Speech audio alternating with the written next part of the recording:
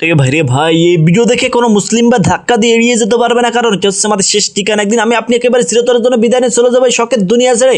মৃত্যু পর আত্মীয় স্বজন এই অন্ধকার কবরস্থানে রেখে চলে আসবে। অন্ধকার কবর খুব ভয়ঙ্কর জায়গা রে ভাই।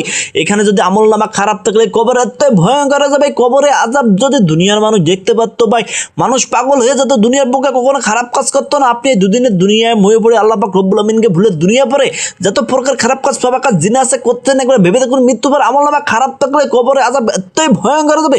মৃত্যু পর কবরে মাটি এক পাশ থেকে চাপ দেবে, আপনার পাজরে হাড় মিশে আরেক পাজরে চলে যাবে। এভাবে আযাব দিতে থাকবে। জাহান্নাম এতই ভয়ঙ্কর, জাহান্নামের আগুনে জ্বালানি হবে শুধুমাত্র মানুষ এবং পাথর। পাথর পুড়ে ছাই হয়ে যাবে ভাই। আমরা মানুষে সহ্য করতে পারবো না। বেনামাজি কাফের মুনাফিকের মৃত্যু এতই ভয়ঙ্কর হবে, মৃত্যুর সময় তাদের মনে হবে বুকের উপরে হুট পাড়ে এনে চুয়ে দিচ্ছে, তার থেকে কষ্ট যন্ত্রণাদায়ক মৃত্যু হবে ভাই।